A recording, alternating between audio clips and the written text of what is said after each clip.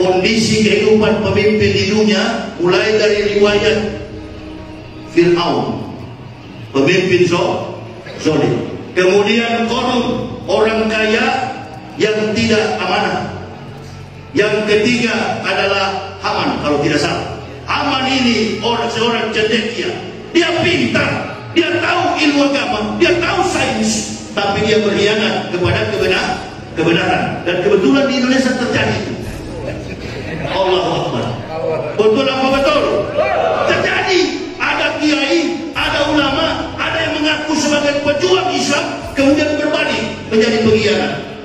Salah satunya ini, setiap tahun munafiknya tidak pernah habis bukan Vespa di Kopahla. Karena tersinggung jenderal. Tapi jenderal punya tidak seperti ban Vespa. Itu Kibulin punya maksud saya. Dia pakai imamah. Orang kalau sudah pakai imamah sesuai dengan akhlak, berarti dia amanah.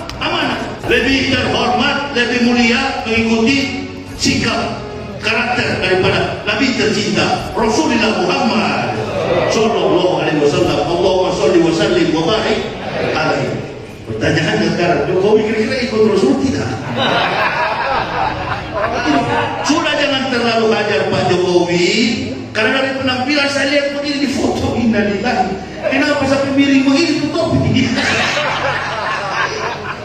Aduh, Pak Jokowi, tahun terakhir antum memberikan pidato ke negaraan. Tahun depan sudah tidak bisa. Insya Allah tahun depan Anies yang pidato. Amin ya Rabbal. Tidak usah pakai bicara politik, to the point, open speak, bicara langsung. Begitu. Nah mungkin kita dipanggil polisi. Kalau mau dipanggil ada jenderal juga dipanggil. Sama-sama kita jenderal. Bahwa dari 7 presiden yang berganti, yang paling hancur dan paling rusak adalah rezim sekarang ini. Azakata adil haki sentorun approach. Barang siapa berdiam melihat kebenaran diganggu, maka mereka adalah setan yang bisu. Setan yang bisu. Jadi kalau ada ustaz yang tadinya berjuang melihat kebatilan, mundur, tiarap, ini termasuk golongan setan. Tidak bisa, karena kita ini, apalagi saya pribadi, keliling Indonesia mendakwakan Islam, susah maupun senang, melarat atau bahagia, hidup kita ini adalah pendakwah. Sekali bicara kebenaran sampai ke liang kubur tetap kita tegakkan. Amin ya Allah ya Rabbal. Allahu Akbar. Seharusnya kita malu sama Rocky Gerung itu. Dia itu bukan Kristen, bukan juga Islam. Dia di tengah-tengah Kristen. Separuh Kristen kafir, separuh Islam. Dia seorang filsuf. Dia menguasai science of matter. Dia menguasai ruang induk dan semua ilmu. Ketika hakim tanyakan tentang ekonomi, pasti dia punya.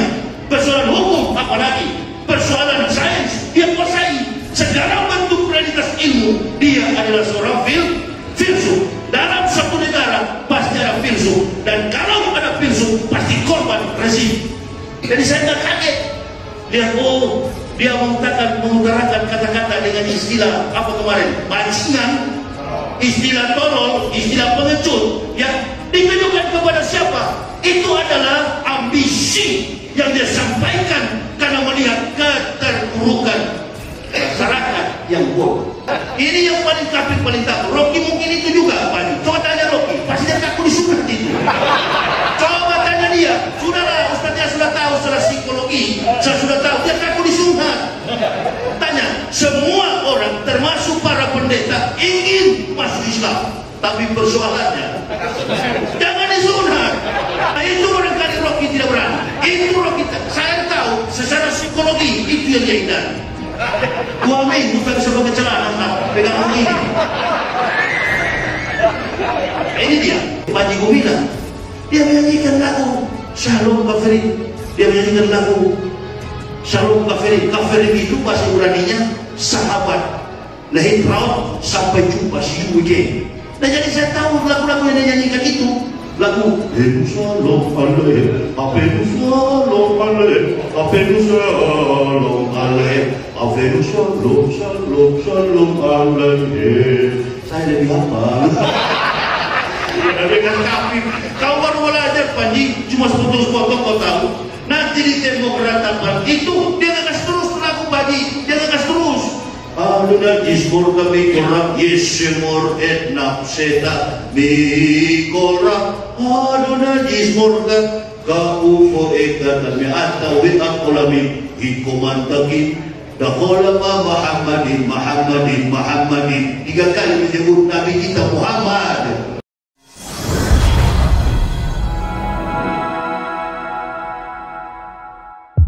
Asyhadu an la ilaha illallah Kul malikul hakul mubin. Wa ashhadu anna sayyidana Muhammadan abduhu wa rasuluh Usadiqul wadil amil tibil qulubi wa da'waiha Wa afiyatil abdani wa sifaiha Wa nuril absyari wa gijaiha Wa kutil arwahi wa gijaiha Wa ala alihi wa sahbihi wa sallim. Amma ba'd. Ibu bapak, saudara-saudaraku rahimakumullah yang kami hormati, takzim kami Badan Kemakmuran Masjid Al-Ittihad Perumahan Bukit Permai Cibubur, Imam Rawatib, dan yang kami cintai, kami banggakan, ma'asyiral muslimin wal muslimah rahimahullah. Bersyukur kita kehadiran Allah Subhanahu wa taala bertepatan pada hari ini tanggal 20 Agustus tahun 2023 milenial, atau bertepatan pula dengan tanggal 3 Safar 1445 Hijriah. 3 hari yang silam, 3 hari yang lalu kita memperingati Hari Kemerdekaan Republik Indonesia yang ke-78. Usia yang sangat mapan, usia yang sangat tua, hampir 100 tahun. Insya Allah 78 tahun Indonesia sudah merdeka. Beberapa presiden telah berganti dalam konteks demos and krator, demokrasi yang berlangsung di negara kita. Baru saja di era kejatuhan rezim yang mengundurkan diri Bapak Soeharto, dan kemudian masyarakat dan seluruh komponen mahasiswa mengadakan satu gerakan disebut dengan reformasi. Demokrasi ini sudah berdiri hampir kurang lebih di era Presiden Susilo Bambang Yudhoyono dan dilanjutkan oleh Presiden yang ke-7 Joko Widodo. Tema kita pada pagi hari ini, untuk menyingkat waktu karena saya dengar dari jam 6 ada kajian lagi. Tema kita pada pagi hari ini adalah Islam menjawab problematika kepemimpinan dan akhlak manusia, kemerosotan akhlak.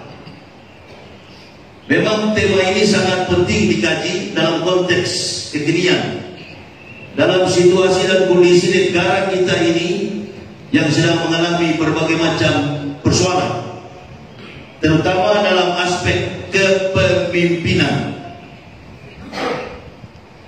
Nabi SAW adalah seorang figur pemimpin yang diakui bukan hanya umatnya. Bahkan Rasulullah SAW yang tidak berjumpa dengan seorang penulis buku, Michael Hart, dalam bukunya 100 the Great Men in the World is Prophet Muhammad Goodman's number 1. Dari 100 catatan manusia terbaik, Rasulullah SAW menduduki ranking pertama sebagai manusia terbaik, good man, laki-laki terbaik. Bastotan fi ilmi wal jismi al-qawiyul amin. Pemimpin yang kuat, pemimpin yang cerdas, bercakrawala luas, dan pemimpin yang bijaksana. Memiliki 4 karakter. Kebetulan kita di bulan Safar, Kemudian lagi akan masuk bulan yang disebut dengan Maulid, bulan Rabiul Awal. Ini merupakan wibawa aspek kemanusiaan yang melekat sebagai uswah hasanah dalam diri pemimpin terkenal di dunia. Sampai hari ini hampir 1500 tahun sang pemimpin ini menjadi idola bagi kita kaum mukmin. Amin ya Allah ya Rabbal. Itulah kira-kira Islam menjawab. Islam menunggu, karena mayoritas bangsa kita ini adalah Islam, Muslim. Dari 7 presiden yang berganti, kita mesti berani menyuarakan bahwa dari 7 presiden yang berganti, yang paling hancur dan paling rusak adalah rezim sekarang ini. Amin ya Allah ya Rabbal. Ini tidak bisa kita diamkan. Asal kata adil haki syaitanun apros. Barang siapa berdiam melihat kebenaran diganggu, maka mereka adalah syaitan yang bisu. Syaitan yang bisu. Jadi kalau ada ustaz yang tadinya berjuang melihat kebatilan, mundur, tiarap, ini termasuk golongan setan. Tidak bisa, karena kita ini, apalagi saya pribadi, keliling Indonesia mendakwakan Islam, susah maupun senang, melarat atau bahagia, hidup kita ini adalah pendakwah. Sekali bicara kebenaran sampai ke liang kubur tetap kita tegakkan. Amin ya Allah ya Rabbal. Allahu Akbar. Semangat kita masih pagi ini. Tunjukkan, apalagi seperti saya dari latar belakang pernah bergaul dengan setan dan bahkan setan. Begitu kira-kira. Jadi malu saya kalau melihat situasi dan kondisi kita. Ibu bapak perhatikan, 3 hari yang lalu kita melaksanakan memperingati pesta kemerdekaan Republik Indonesia yang ke-78 tahun. Saya pribadi, ibu bapak jangan ikut-ikutan, saya pribadi melihat pesta demokrasi ini, melihat peringatan ulang tahun ke-78 Republik Indonesia, tidak pernah terkesan bahwa ini upacara atau ritual yang dilakukan dengan khusyuk kalau kita ibadah. Artinya tidak menunjukkan kewibawaan dari atas sampai ke peserta upacara. Pertama-tama yang saya pribadi jangan ikuti, yang saya nilai topi Jokowi sudah tidak klop dengan postur tubuh. Nggak mana ini Pak, kita bukan menghina, bukan, karena bukan cuma saya, ada beberapa masyarakat yang kritis lalu mengatakan kalau upacara ritual seperti ini, upacara kemerdekaan, tidak boleh menggunakan pakaian adat.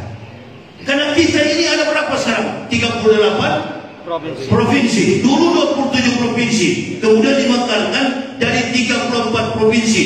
Sekarang sudah 38 provinsi. Kalau menjabat 2 periode cuma 10 tahun, hanya 10 provinsi setiap tahun.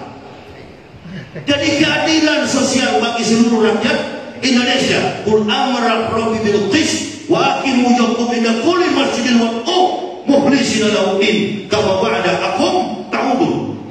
Hadapkan wajah dirimu ketika sujud menyembah kepada Allah dengan mengikhlaskan ketaatan. Jadi jangan cuma masyarakat yang didorong untuk sadar, seorang pemimpin harus taat. Taat kepada apa? Taat kepada hukum, taat kepada konstitusi, taat kepada apa yang menjadi aspirasi masyarakat. Saya sekali lagi di momentum seperti ini bukan memuji-muji Anies Baswedan, ya, ABG, asal bukan ngajar saja, begitu kira-kira. Pak Prabowo, Anies Baswedan, ini Ganjar Pranowo, mereka ini adalah kandidat presiden. Sekarang masyarakat bingung, siapa kira-kira yang kita pilih? Dan kita yang duduk di pagi hari ini pasti ada yang pro Anies, ada yang pro Prabowo, ada juga Ganjar. Tidak bisa dipaksakan, tidak bisa.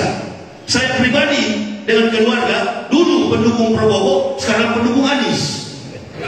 Pelin-pelan juga saya ini Pak. Pelin-pelan, tapi saya menggunakan rasionalitas saya.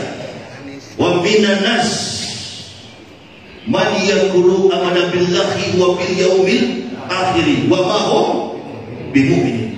Ada kata Allah, sebagian manusia di antara kamu, kata Allah dalam Al-Baqarah, ada kata Allah, sebagian manusia di antara kamu mengaku beriman kepada Allah, beriman pada hari kiamat. Apa artinya?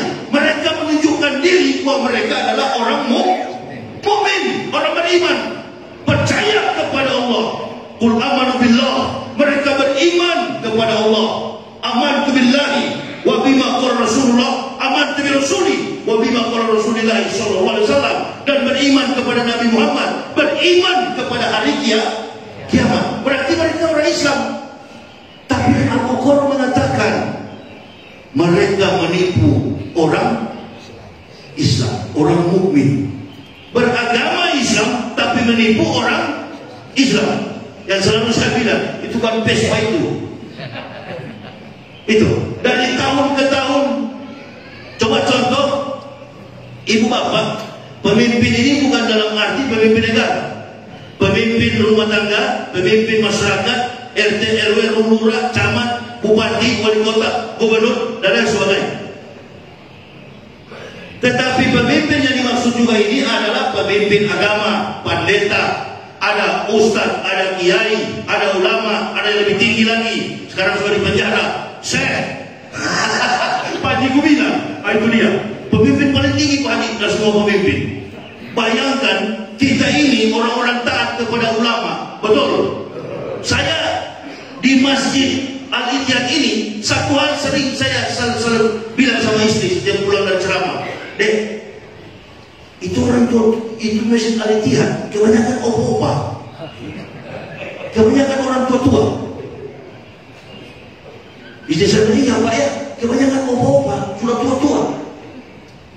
Mereka hadir setiap kuliah subuh, mereka hadir di setiap momen 5 waktu, dan mereka tidak pernah melakukan hal-hal buruk karena mereka sujud sholat.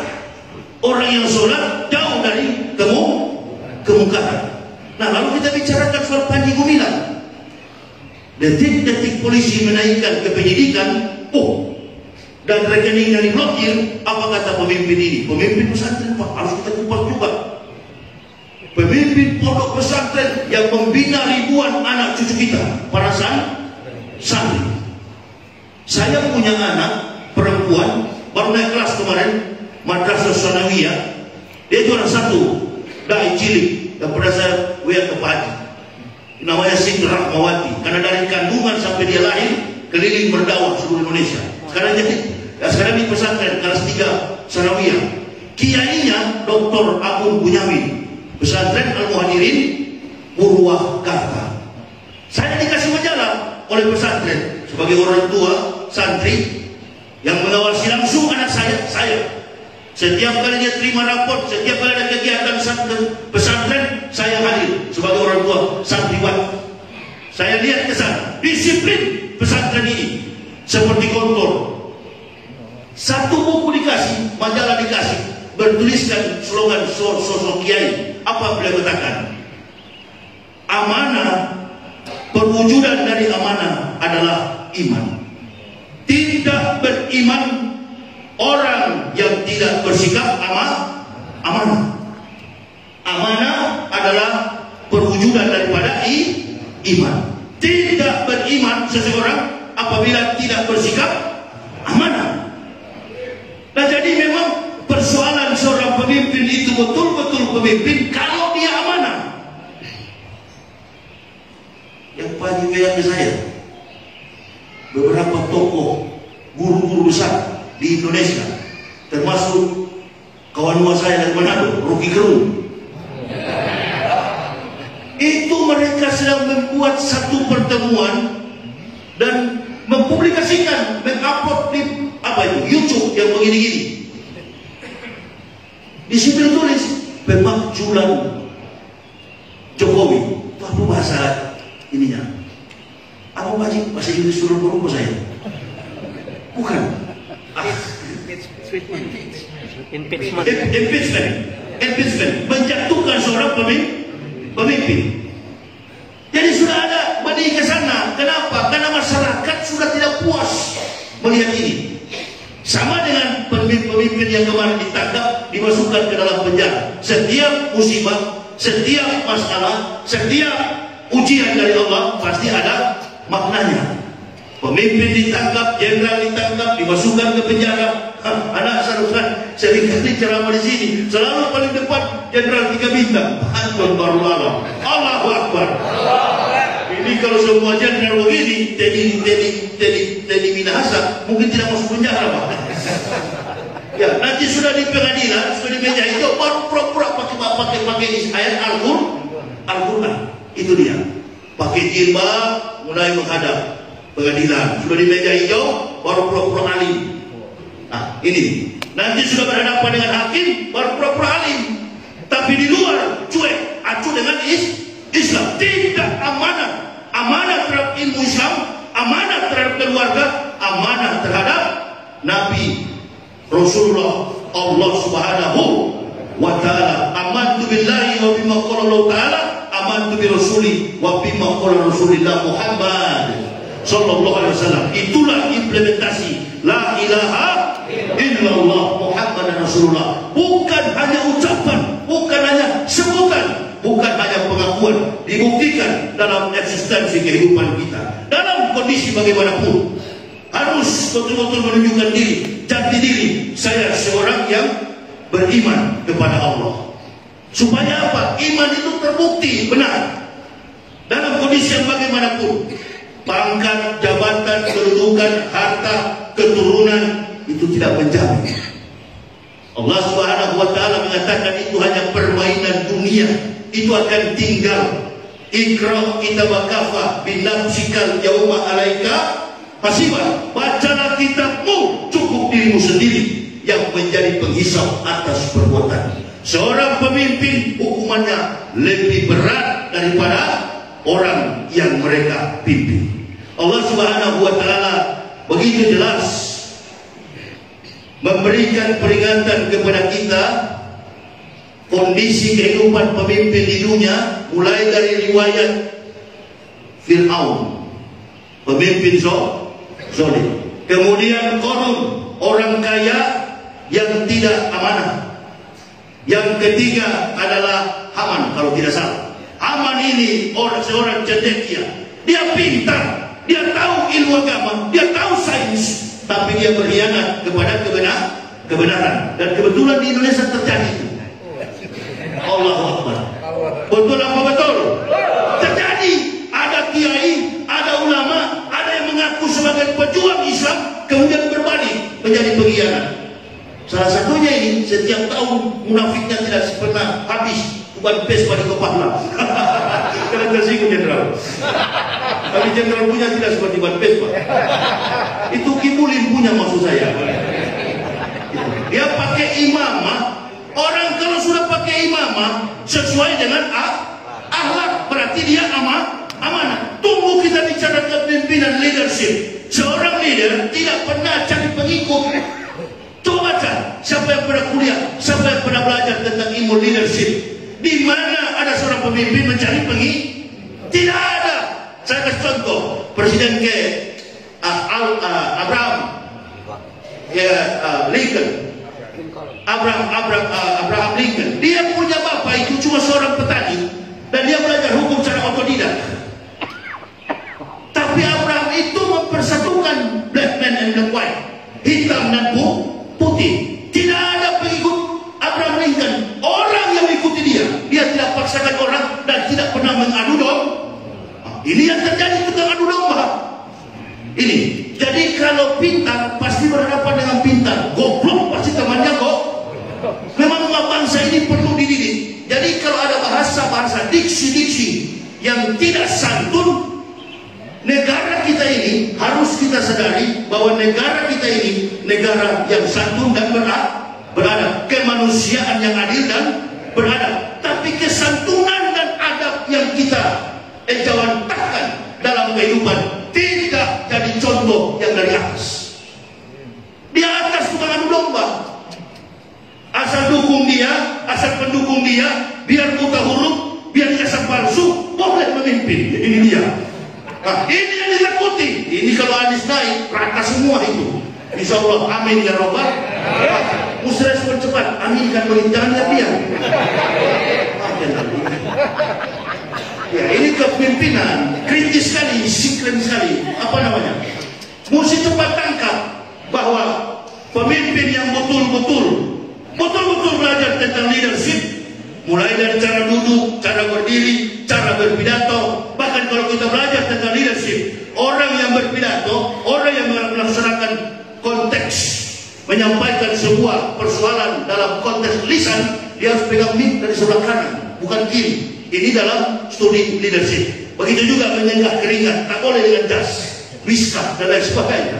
Beliau ini pemimpin kita pakai tangan begini. Saya bilang, dah pernah belajar leadership ini. Nah, benar ini, insya Allah. Ya, tidak bisa. Makanya itu barat mulai itu, walaupun mereka kafirun, tapi akhlak dan moralitas mencontohi Nabi tercinta Rasulullah Muhammad sallallahu alaihi wasallam, uswah hasanah. Ada teladan yang baik di dalam baginda Nabi sallallahu alaihi wasallam. Allahumma sholli wa sallim wa barik alaihi. Ini kita sebagai umat Islam mau tidak mau ikuti teladan beliau. Saya dari kafir masuk Islam, tertati-tati merangkak saya, kendati saya contohi apa yang beliau lakukan. Bangun di malam hari, bahkan sampai tidur pun balik miring ke kanan untuk menjaga struktur jantung dan darah di dalam tubuh. Sudah saya ikuti. Bahkan pernah saya ikuti Kota Medan, ada namanya suruh, panggil sama saya, Ustaz mau rasakan cara tidur Nabi? Ya, boleh guru. Satu malam Ustaz tidak tidur ya? Ya boleh. Diuji saya di kamar gelap, baring di atas, tidak pakai kasur, tanah yang keras, tidur begini 24 jam. Saya ikuti. Istri saya tunggu di hotel, kenapa kau tidak pulang? Karena kau pergi sama janda. Astagfirullah. Hei kawan, saya bukan pergi sama janda, saya sedang latihan suruh. Sampai tidurnya Nabi saya pelajari. Bagaimana Nabi tidur? Begini, payahnya kan baru masuk Islam. Begini cara tidur Nabi. Tempelkan tangan ini di kuping, tidur. Jangan sebelah kiri jantung katanya, sebelah kanan. Sakitnya minta ampun, jenderal, karena dia jaga, jangan gerak. Jadi saya tidak gerak saya. Padahal saya kalau sudah baring begini, itu kalau tidur, posisi kepala saya di utara, ini istri saya di tanya dia. Kalau saya tidur, posisi saya di utara, kaki saya di selatan, bangun, kepala saya di selatan, kaki di utara. Tidak pernah diam saya kalau tidur. Tapi kok bisa-bisanya sampai pola tidur saya ikuti Rasulullah sallallahu alaihi wasallam. Dan mana rujukannya? Mana saya lihat rujukannya? Ada ke? Ada. Pelajari. Ini supaya apa? Netralitas jantung kita, paru-paru kita terjaga. Oh begini sampai tidur juga kita harus ikuti. Iya. Sampai cara tidur. Dan memang pertama susah. Terbiasa. Akhirnya anak saya laki-laki karena ikut saya tidur begitu, sampai sekarang dia tidur begitu. Biar mau dilurusin tetap dia balik ke kanan begini. Dan sejak saya masuk Islam, tidak pernah saya tidur di spring bed yang besar. Kalaupun saya berdakwah keliling daerah, lihat spring bed besar, tetap saya tidur di lantai begini. Yang empuk itu sudah tidak enak sama saya. Iya. Lebih terhormat, lebih mulia mengikuti sikap karakter daripada Nabi tercinta Rasulullah Muhammad sallallahu alaihi wasallam. Allahumma sholli wa sallim wa barik alaihi. Pertanyaannya sekarang, Jokowi kira-kira ikut Rasul tidak? Sudah jangan terlalu hajar Pak Jokowi, karena dari penampilan saya lihat begini di foto, innalillahi. Kenapa sampai miring begini tutup? Aduh, Pak Jokowi, tahun terakhir antum memberikan pidato kenegaraan. Tahun depan sudah tidak bisa. Insya Allah tahun depan Anies yang pidato. Amin ya Rabbal. Nggak usah pakai bicara politik, to the point, open speak, bicara langsung. Begitu. Nggak mungkin kita dipanggil polisi. Kalau mau dipanggil ada jenderal juga dipanggil. Sama-sama kita jenderal. Ya, banyak polisi dukung Pak Anies, banyak tentara dukung Pak Anies. Enjoy kita dalam pilpres ini. Yang penting Pak Jokowi turun dulu. Nah, kalau Pak Jokowi turun, ihsaru salasa asnafin binakasi bohong. Waspadalah kata Nabi dengan 3 manusia di antara kami. Yang pertama, al-ulama'ul ghafilun, ulama yang lalai. Ini berarti juga turun ulama Pak Ma'ruf. Kemarin dia upacara tanya, lewat mana jalannya? Lewat mana ini? Kasih kupanya. Di sini banyak orang tua-tua. Mesti cari pemimpin yang pastokan, gagah, kuat. Contohnya saya begini lah. Masih kuat kawan. Itu dia. Jangan cari yang sudah akhir. Artinya sudah cocok Agus dengan Anies. Ada akuadrat. Agus dengan Anies. Dua-dua gagah. Dua-dua output Amerika. Dua-dua pintar. Satu mantan tentara, satu mantan seorang akademisi. Ini dia pas kompak. Jadi ketika muda-muda yang memimpin, tua-tua tinggal duduk manis memberi nasihat. Ulamaul ghafilun. Yang kedua, ini persoalan bagi seorang pemimpin. Wal fuqara'ul mudahinun. Orang miskin yang sombong. Innalillahi. Masih banyak lagi. Bagaimana miskin sombong itu? Sudah susah menarat tidak mau sombong. Ini pekerjaan seorang pemimpin. Angka kemiskinan di negara kita semakin bertambah, dan ini rentan sekali diperalat untuk selalu mengamuk. Dari konteks demokrasi politik kita bukan lagi otak tapi pakai otot. Keluar parang-parang dari kampung sampai laporan di Mabes sana telanjang, badan penuh tato, kemudian selalu memperalat suku.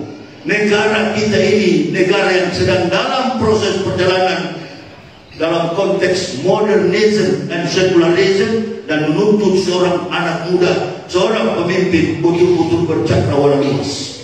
Kalau pemimpin tidak kuat dengan intelijensinya, pemimpin tidak kuat dengan kemampuan IQ-nya, maka dia tidak mampu melawan arus kritikan publik. Kalau dia sudah tidak mampu menghadapi kritikan publik, dia bangun lagi satu negara di seberang lautan sana, pindah lagi ke sana. Datang lagi pemimpin yang tidak mampu, di mana lagi? Bangun lagi di sana. Cari tempat-tempat yang dia bisa memainkan tipu daya dan segala macam kamuflase. Allah Subhanahu wa taala di dalam firman-Nya, wa kadzalika ja'alna fi kulli qaryatin akhbira mujrihima liyamkuru fiha wa ma yamkuruna fi illa bi anfusihim wa ma yashkurun. Kata Allah, dan demikianlah pada hari setiap pada suatu negeri kami jadikan pembesar-pembesar yang jahat, pemimpin-pemimpin yang jahat. Untuk apa? Agar mereka melakukan tipu daya di negeri itu, di tengah penduduk itu. Kata Allah, tapi mereka hanya menipu diri mereka sendiri tanpa menyadarinya. Konteks surat Al-An'am ini yang saya baca dengan Al-Baqarah tadi hampir sama. Kelanjutan ayat tadi, wa minan nas man yaqulu amanna billahi wa bil yaumil akhir wa ma hum bimu'minin. Mereka menipu orang-orang beriman. Artinya begini, konteksnya tepat sekali, sesuai dengan apa yang terjadi. Semua mengaku beragama Islam. Kalau disebut munafik, marah. Padahal betul-betul mereka adalah golongan munafik. Bagaimana tidak munafik? Bersekutu dengan kafir, lalu kemudian ulama yang mereka serang. Ketika kita melakukan kritikan, kita begini, seharusnya kita malu sama Rocky Gerung itu. Dia itu bukan Kristen, bukan juga Islam. Dia di tengah-tengah Kristen. Separuh Kristen kafir, separuh Islam. Dia seorang filsuf. Dia menguasai science of matter. Dia menguasai ruang induk dan semua ilmu. Ketika hakim tanyakan tentang ekonomi, pasti dia punya. Persoalan hukum, apa persoalan sains, dia kuasai segala bentuk realitas ilmu. Dia adalah seorang filsuf. Dalam satu negara pasti ada filsuf, dan kalau ada filsuf pasti korban rezim. Jadi saya nggak kaget lihat, oh dia mengutarakan kata-kata dengan istilah apa kemarin, bajingan, istilah tolol, istilah pengecut, ya ditujukan kepada siapa? Itu adalah ambisi yang dia sampaikan karena melihat keterpurukan masyarakat yang bodoh. Maka Nabi SAW mengatakan, kita harus waspadai bila watil fukoroi. Kita harus waspadai doa orang-orang miskin. Mereka tidak seperti Rocky mengkritisi, tapi awas, doa mereka itu mengandung racun, akan membunuh petinggi-petinggi yang zalim yang dikatakan surat Al-An'am tadi. Di dalam Al-Baqarah begitu jelas Allah katakan. Apa yang Allah katakan? Allah tahu seperti Quran surah Al-An'am ini, mereka tidak sadar, mereka menipu diri mereka sendiri. Tadi yang berteriak Anies itu bukan Anies dia, ada, tahu saya. Secara psikologis, ular baru dilawan. Sebenarnya kalau Ustaz ceramah ada yang bilang begitu, dia bukan Anies itu, bukan. Kalau dia Anies dia nggak teriak begitu, seperti suara setan. Yang berceramah saya di Medan kemarin begitu. Antum duduk diam, saya menjelaskan. Karena segala sesuatu kami sebagai pemimpin umat sudah mewakafkan diri. Apa yang terjadi dalam hidup kami, antum cukup doa. Berhentilah demo kiri, demo kanan, mengadu domba sana, mengadu domba sini, biar kami yang bicara.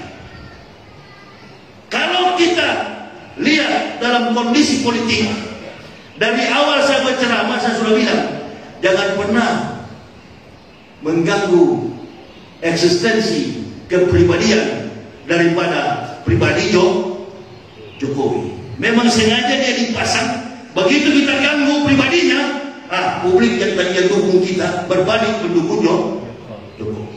Ini taktik yang rezim ini dilakukan. Saya makanya dari dulu tidak pernah ada dalam organisasi Islam manapun. Saya kesana kemari berdakwah dengan istri, anak.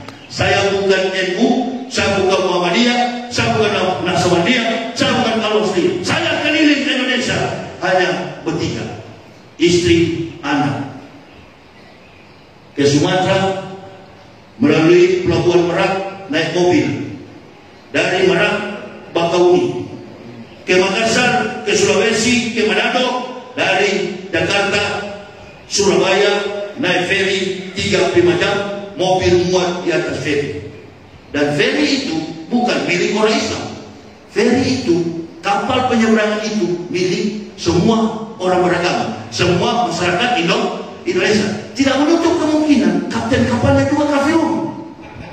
Karena pernah saya naik kapal dari Surabaya pergi ke Banjarmasin 22 jam turun di Banjarmasin. Saya Islam kan kapten kapalnya di atas laut. Dia bilang, anak buahnya masinisnya kasih tahu, Ken, itu ada Ustaz Yahya di sini, orang Manado sama dengan Ken. Di mana dia duduk? Dia nggak di ruang tamu, biasa dia cari tempat kopi karena dia merokok. Cari tempat kopi, dicari, coba cari ke sini. Kebetulan kapten kapal ini duda. Dia duda pacaran dengan perempuan orang Banjarmasin, kebetulan Islam. Sudah beberapa kiai yang paling hebat di Banjarmasin sudah berdialog, nggak mampu Islamkan dia. 5 menit saya bicara, langsung masuk Islam, menangis. Dicoba ke sini, saya mau tanya tentang Islam. Bawalah saya ke atas di ruang kapten. Oh ini Pak Ustaz dari Manado? Iya, sama-sama. Oh saya orang Manado Ustaz? Iya bagus, cocok itu. Kita orang nggak ada simbol di Manado. Kita orang semua pasudara. Terus sekarang agamanya apa? Saya Kristen Ustaz. Kalau di Manado Gemim ya? Iya. Oh berarti kita sama dulu. Dulu saya Gemim, gereja Masehi Injili Minahasa. Dulu saya Protestan, sama dengan Anda. Terus apa yang Anda mau tanyakan? Saya mau tanyakan Ustaz, ke Ustaz kok bisa masuk Islam? Iya memang saya Bukan saya masuk Islam, Islam yang masuk ke saya. Mana ada orang Manado mau masuk Islam? Tidak ada orang Manado masuk Islam. Islam yang masuk ke saya. Bagaimana Ustaz bisa tinggalkan keluarga-keluarga di Manado? Kita ini kan keras. Saya Ustaz mau masuk Islam, tapi takut diusir. Takut diusir ente. Iya. Kira-kira kalau Anda di Manado dan Anda meninggal hari ini, kira-kira Anda sekarang di kapal, turun di Banjarmasin, Anda juga meninggal, apa keluarga bisa tolong? Pertama-tama buang pikiran itu, pikirkan tentang bagaimana kalau dalam sekejap, dimanapun kalian berada, wa makana lin nafsi an tamuta illa bi'idnillah, kitabah muajjala, waktu yang sudah ditetapkan oleh Allah. Itu dulu Anda pegang, jangan dulu bicara perbandingan agamanya. Bicarakan dulu tentang hidup dan mati. Mana ada dalam konsep Kristen seseorang yang mati itu dijamin. Yang menjamin dalam konsep doktrin Kristen, doktrin bukan dogma. Di Bapak mesti bedakan dogma dan doktrin. Dalam ajaran Kristen, seseorang itu diyakini akan selamat kecuali Yesus akan menyelamatkan. Karena dia juru selamat. Kita nggak pakai juru selamat. Yang selamat belum tentu selamat. Maaf kalau ada nama selamat di sini. Jadi saya bilang Anda pegang itu, jangan dulu masuk ke konsep teori. Sama dengan Rocky. Rocky kalau mau ingin mendalami Islam, jangan dengan UAS, dengan Yahya Malodi. Itu cocok itu, insya Allah 1 jam saya jamin. Jiwai Rocky dalam perspektif antropologi budaya. Jiwai Rocky dalam kompetensi kemampuan Rocky sebagai filsuf. Jiwai Rocky dalam kultur dan budayanya. Dan jiwai Rocky dalam pemikiran yang sering dia katakan bahwa dia adalah seorang yang tidak pernah beragama. Kalau bilang ateis, dia akui Islam. Karena ateis tidak pernah menghargai Islam. Nah, kalau sudah tahu persoalan ini, baru kita bicara teologis. Dan Al-Quran jangan pernah kita bandingkan. Karena Al-Quran bukan kita pembanding. Al-Quran adalah yang meluruskan apa yang bengkok-bengkok di dunia ini. Baik terhadap kaum mukmin, apalagi kepada orang kafir. Makanya saya bilang, orang kafir tidak saya benci. Saya melihat mereka, sekaya apapun, tinggi apapun jabatan mereka, kalau kafir, antum adalah umpan jahanam. Saya bilang sama beliau, sekarang saya mau tanya, satu saja. Apa Anda masih percaya Yesus itu Tuhan? Hingga saya percaya, Yesus itu tetap Tuhan kami. Sama dengan Bapak juga dulu percaya kan? Tidak, kalau kami dalam Islam, dalam konsep Islam kami, laqad kafara allazina qalu inna Allah masyu'u Maryam. Kafirlah orang-orang yang berkata Isa dan Maryam adalah Tuhan selain Allah. Loh, dibilang Yesus kan ada dalam Quran, bukan Yesus, Isa. Anda tidak akan dapat abjadiyah di situ. Dimulai dengan huruf Isa al-Masih. Isa ada dalam Quran, Yesus di kitab kamu Kristen, lakum dinukum, bagimu agamamu, bagiku agamaku. Jadi Isa bukan Yesus, Yesus bukan Isa. Yesus bisa digambarkan, bisa divisualisasikan, al-Masih tak bisa antum lukiskan. Nabi Muhammad saja tidak ada gambarnya. Coba tanya saudara-saudaramu yang muslim di kapal ini, ada nggak pegang foto Nabi Muhammad yang masih bayi? Ada nggak pegang foto Nabi Muhammad sedang berkuda? Ada nggak pegang foto Nabi Muhammad waktu sedang perang duduk dengan istri-istrinya? Nggak pernah terlukiskan, karena di zaman dulu tak ada tukang foto, apalagi di zaman Isa. Foto dari mana ini kawan? Saya bilang coba dompetmu, dompet kapten kapal, dompetmu saya lihat dulu, dompet. Karena saya tahu setiap dompet orang Kristen pasti ada gambar Yesus. Termasuk saya juga dulu kawan, dulu. Buka dulu dompet, begitu dibuka, Allahu Akbar, betul ada gambar Yesus. You know, tahu ini? Belum tahu. Ini adalah artis yang bermain pada film The Passion of the Christ yang dirilis di Yerusalem, orang Yahudi usir. Ada filmnya itu, nanti Bapak cari, Penderitaan Kristus, The Passion of the Christ. Itu adalah artis Hollywood Mick Gavin. Jadi sebenarnya ini di Eropa lain wajahnya, di Indonesia lain lagi. Ini bukan Al-Masih. Al-Masih itu nabi yang paling misterius. Nabi yang mengatakan akan datang Nabi Muhammad adalah Al-Masih. Kamu tahu, kamu percaya Yesus itu Tuhan dengan satu doktrin, dia mati dan menebus dosa-dosa manusia. Kamu percaya itu? Karena pertanyaan saya, Tuhan pernah mati atau tidak? Dia bilang, Tuhan kan tidak mungkinlah mati, Pak. Bagus, berarti masih normal kamu.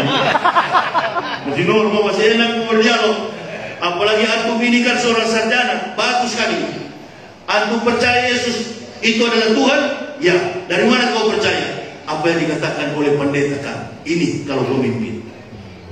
Padahal dia tidak yakin, dia tidak tahu dalam Al-Quran, wallazina kafaru wa kassabu bi ayatina ulaika ashabun nar khalidina fiha wa bisal masir. Dan ahli-ahli kitab yang mendustakan ayat kami, ayat-ayat kami, kata Allah, kami tempatkan mereka ke dalam neraka jahanam, itulah seburuk-buruk tempat kembali. Itu maksudnya pendeta-pendetamu yang membohongi kamu akan masuk neraka. Saya sendiri masuk Islam, takut saya. Wallazina kafaru wa kassabu, pendusta, pembohong. Jadi Anda mengatakan Tuhan tidak mati, berarti Anda masih normal. Sekarang pertanyaannya, kalau Anda percaya Tuhan tidak mati, Yesus pernah mati enggak? Ya diam, lama dia diam, kupingnya mulai merah. Manado ini. Apalagi kalau sudah dongkrak cap tikus. Berhenti minum minuman keras. Hamil dalam Islam itu haram. Apalagi kapten kapal bisa tabrak batu di tengah laut. Jangan minum-minum begitu. Di Islam tidak boleh. Kopi boleh. Haram, yang begitu haram, tidak boleh. Tinggalkan yang tidak berguna. La yaghrunaka taqallubul ladzina kafaru fil bilad mata'un qalil summa ma'wahu jahannam wa bi'sal mihad. Jangan kamu mengikuti gaya hidup, style hidup, tipu daya orang-orang kafir. Sesungguhnya tempat kembali mereka neraka jahanam yang sangat pedih. Jadi alkohol, judi tidak boleh. Pertanyaannya, apa Anda masih percaya Yesus itu Tuhan? Dia mati atau tidak? Dia kan mati demi menebus dosa manusia. Saya nggak tanya proses dia mati. Dia pernah mati atau tidak? Yes or no? Dia bilang iya. Yesus pernah mati. Tadi Anda bilang Tuhan tidak mati. Sekarang Yesus mati. Tuhan mana yang dia ikut? Ya juga bingung saya ya. Nggak usah bingung-bingung. Pegang tangan saya. Pegang tangan saya. Ucapkan. Ikuti saya. Ikuti saya. Hari ini antum masuk Islam. Sunat nanti dulu. The next time. Ini yang paling kafir, paling takut. Rocky mungkin itu juga Pak. Coba tanya Rocky, pasti dia takut disunat itu. Coba tanya dia. Sudahlah, Ustaznya sudah tahu secara psikologi. Saya sudah tahu, dia takut disunat. Tanya, semua orang termasuk para pendeta ingin masuk Islam. Tapi persoalannya, jangan disunat. No guarantee, tidak ada garansi, tetap potong. Karena kalau tidak sunat, nggak boleh sembahyang, tidak boleh sholat. Saya pertama kali mau pergi ke masjid dilarang. Nggak boleh Pak, Bapak sudah syahadat memang, tapi belum potong. Apa itu? Rohou, kata Belanda. Harus dipotong dulu. Oh disunat. Ya sudah kiai, sekarang aja sunat. Tunggu dulu, besok baru menterinya datang. Datang menterinya, sunatnya bukan seperti anak saya pakai laser. Dijepit dengan bambu, diikat dengan karet di ujung. Dicubit-cubit begini, masih sakit Pak. Sudah mulai hilang. Dipotong, disensor, merata di gergaji. Nah itu barangkali Rocky tidak berani. Itu Rocky, saya tahu secara psikologi itu yang dia hindari. 2 minggu bukan sebagai celana, pegang begini. Ini dia. Tidak mudah, mendapatnya tidak mudah. Saya bilang tunggu dulu sunat, antum masuk Islam dulu. Pegang tangan saya. Kita sadar. Saya tidak usah lama-lama, langsung saya sadarkan. Tidak usah banyak pertanyaan, dan tanyakan kepada kiai. Sini tanganmu. Suntik saya bilang. Saya sadarkan di atas kapal. Masuk Islam. Istrinya sedang mutur di Banjarmasin itu. Terima kasih Bu, suami saya, pacar saya sudah masuk mau ikuti. Dan banyak. Ada beberapa juga polisi Pak, brimob. Yang tadinya pacaran sama orang Kristen, saya yakinkan perempuan Kristen masuk mengikuti brimob itu. Tentara di mana-mana, bahkan jenderal berapa orang. Mereka mengikuti. Sudah pensiun bahkan sekali berdebat, berdialog dengan saya. artis-artis berapa orang itu. Nah, jadi kalau berdebat dengan orang Kristen, serahkan kepada saya, karena saya tahu betul psikologi mereka, tahu betul kabel di kepala mereka itu hanya satu yang putus. Iya, karena mereka mentuhankan manusia. Kalau ditanya bilang qul huwallahu ahad, Allahu samad, lam yalid wa lam yulad wa lam yakul lahu kufuwan ahad, dia kurang paham yang begitu. Ada yang bilang, Ustaz, kalau Islam kan orang kafir pakai Quran. Jangan pakai Quran, jangankan orang kafir, orang Islam sendiri kalau imam baca ayat panjang batuk di belakang. Apalagi kafir, tidak betul ini Pak. Kalau ayat panjang imam baca, banyak yang batuk, pura-pura, karena sudah capek di belakang. Artinya berhentilah. Begitu. Atau ada penceramah yang ceramah loyo, aduh dia, pulang aja lah, jangan hadir lagi. Itu dia, membeda-bedakan para ustaz. Ini dia. Apalagi kafir jangan disuruh dengarkan ayat Quran, setan pasti terbakar dia. Jadi kalau mengislamkan orang, jangan pakai Quran. Bicara tentang realitas, dari mana daerahnya, apa tujuannya mau masuk Islam, jangan cuma mau kawin baru masuk Islam. Yakinkan Islam itu sampai menusuk ke dalam jantung. Kita harus jadi sampel, harus jadi contoh. Buktikan betul-betul, oh ini orang yang benar-benar akan mendapat hidayah. Kalau dia sudah yakin, ada kalanya orang-orang ini begini. Ini kan hari Ahad ya. Pergi saja ke kompleks di gereja, di satu kompleks ada gereja, dan lihat kalau ada profesor, doktor, sarjana dalam gereja, nggak ada. Orang yang sudah belajar keilmuannya sudah tinggi, medis dan doktor dan profesor, dia sudah bilang seperti orang bule, ngapain ke gereja? Dari kitabnya saya sudah tidak masuk akal. Tapi orang Islam semakin tinggi ilmunya, semakin tunduk kepada Islam. Mengapa? Secara eksegesi, etika, logika, estetik, dia baca isi kitabnya rasional. Bayangkan tadi ayat Al-Baqarah dengan Al-An'am, dari Madinah dan Makkah, begitu jauh rentang turunnya ayat itu dalam asbabun nuzul, kok bisa sama bunyinya? Apa Nabi Muhammad yang palsukan ini? Makanya di Panjigu bilang kacau betul. Dia bilang Al-Quran ini adalah ucapan Nabi. Al-Quran adalah kalamullah. Al-Quran adalah wahyu Allah. Al-Quran adalah perintah Allah. Semuanya disampaikan melalui Nabi tercinta Rasulullah Muhammad. Rasul sampaikan, dibukukan secara teori, terbukukan yang namanya su'ub dari lembaran Ibrahim mawa Musa sampai kepada Taurat, dan juga sampai kepada akhir zaman ini semua nabi kitabnya tercatat dalam Quran. Dan saya bilang dia, kalau Isa betul adalah Yesus, berarti surat Maryam, surat 19 bukan di kitab Al-Quran, di Bible Kristen. Ada nggak di Bible surat Maryam? Maryam itu bukan ibunya Daud, bukan ibunya Nabi Muhammad, bukan ibunya Nabi Sulaiman. Maryam itu adalah ibu daripada Nabi Isa alaihissalam. Kapan Nabi Isa pernah jumpa dengan Nabi Muhammad? Apa pernah ketemu di rumah makan Takana Juwo? Atau di Pencet Lamongan? Itu dia. Apa pernah ketemu di sate Madura? Kapan pernah Nabi Muhammad jumpa dengan Nabi Isa? Tapi kok Isa berani sekali mengatakan membak dismuhu, akan datang seorang Ahmad. Berapa lama waktunya itu? Kita tidak pernah diajar begini Pak. Makanya masuk Islam bagi ada. Di dalam Islam dijelaskan secara teoritis, sistematik, kontekstualis, rasional, dan teologis. Coba kau masuk Islam.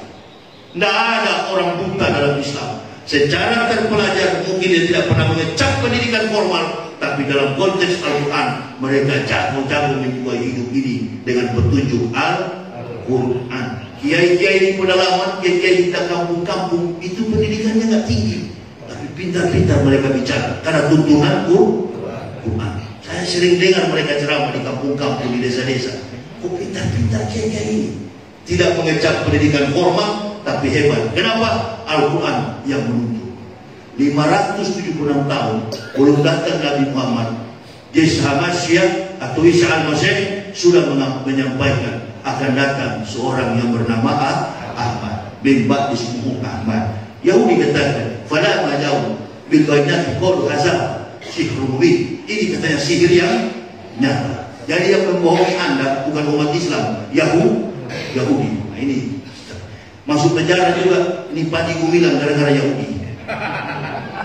Loh, sampai ustaz-ustaz terkecoh sekali berpuas. Oh, ini tindakannya Yahudi. Wallahu a'lam.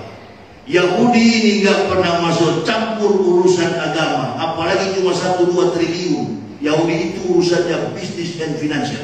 Pak Haji pernah ke London, ada City of London, di kota London, tapi ada satu kota lagi, City of London. Basisnya daripada kaum Zionis hidup di situ. Mana cicak pun masuk ke dalam harus lapor ke situ. Itu kumpulan Yahudi yang mengatur finansial dunia. Apalagi cuma urusan tetek siapa ini? Pak Haji Gumilang. Dia menyanyikan lagu Shalom Kafirin. Dia menyanyikan lagu Shalom Kafirin. Kafirin itu bahasa Ibraninya sahabat. Lahir raut sampai jumpa see you again. Nah, jadi saya tahu lagu-lagu yang dia nyanyikan itu lagu Shalom Aleichem, Shalom Aleichem, Shalom Aleichem, Shalom Aleichem. Saya lebih hafal. Dengan kafir. Kau baru belajar Panji, cuma sepotong-sepotong kau tahu. Nanti di tembok ratapan itu dia ngegas terus lagu Panji, dia ngegas terus. Aduna jismur kami korak yesemur etnak seta bikorak. Aduna jismur ka ufo eka kami atau akolami hikomantakin dakolama Muhammadin 3 kali menyebut Nabi kita Muhammad. Tunggu Yahudi menatap di tembok ratapan sebelah selatan daripada Dome of the Rock, yaitu Baitul Maqdis, Masjidil Aqsa. Yahudi tangguh kepalanya. Hikomantakim dakhalama Muhammadin. Beli saja di Google atau di YouTube itu, YouTube kalau saya salah. Jadi mereka menanti kedatangan Nabi kita Muhammad Sallallahu Alaihi Wasallam yang kita peringati setiap Maulid Nabi. Bukan memperingati hari kelahiran Nabi, tidak boleh. Karena semakin dekat umur bertambah umur kita, kematian makin dekat. Saya juga tahu walaupun saya dari kafir, saya juga tahu tidak memperingati hari kelahiran, tapi mengingat akhlak mulia Rasulullah Muhammad Sallallahu Alaihi Wasallam. Jadi pemimpin kita pada intinya mengikuti akhlak dan wibawa Nabi tercinta Rasulullah Muhammad Sallallahu Alaihi Wasallam. Jadi orang ini masuk Islam, dia menangis, dia peluk saya. Baru kali ini saya dadanya terlepas. Apa sekarang yang saya buat, gak usah takut. Sepeser pun gajimu di kapal, kau hidup dengan Islam, antum akan tambah diberkahi. Sedangkan di kafir saja kau kaya, apalagi dalam Islam sekarang.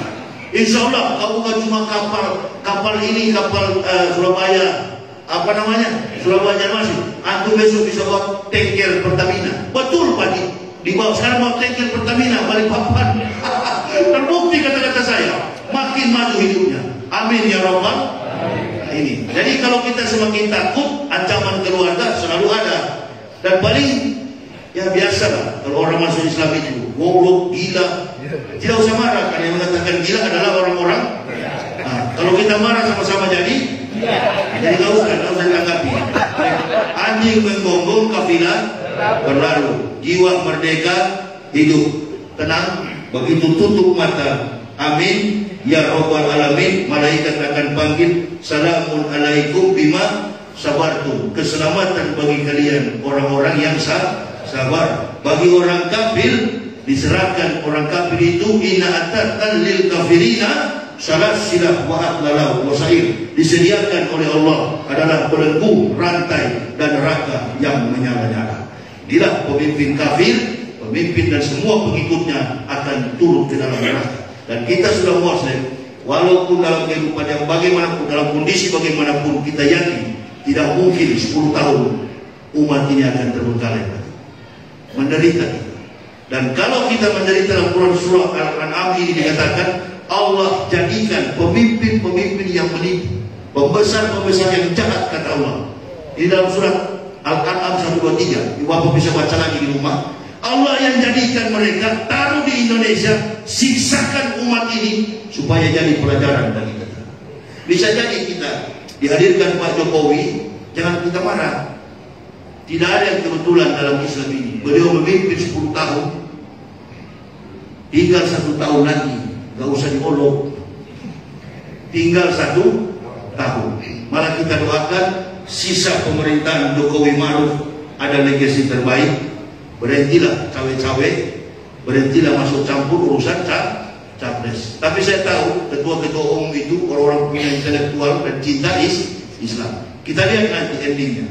Saya pasti bukan politikus dan bukan pengamat politik, tapi ini ada satu kekuatan yang akan membungkam iblis-iblis yang tadinya mengerjai umat-umat ini, yang menipu masyarakat. Jadi saya sudah tahu antara Anies, Prabowo dan lain sebagainya akan bersatu. Tinggal musuh yang satu ini akan mereka kebun. Insya Allah. Amin ya Rabbal. Ini doa kita bersama supaya Islam ini semakin baik. Dengan kuatnya Islam, negara kita akan kuat. Sebaliknya, lemahnya Islam, negara kita ini akan hancur berantakan. Contoh sudah ada saat ini. Jadi saya kira ini yang bisa kami sampaikan. Nanti dilanjutkan oleh Habib tadi, Kiai tadi. Untuk selanjutnya kami pamit. Mudah-mudahan motivasi ini menjadi kekuatan baru bagi keimanan kita dan mendoakan agar negara ini menjadi negara baldatun thayyibatun wa rabbul ghafur. Terima kasih atas segala perhatiannya. Mohon maaf atas segala kekurangan kami. Usikum wa nafsi bitaqwallah. La ilaha illa huwa 'alallahi falyatawakkalul mu'minun. Assalamualaikum warahmatullahi wabarakatuh.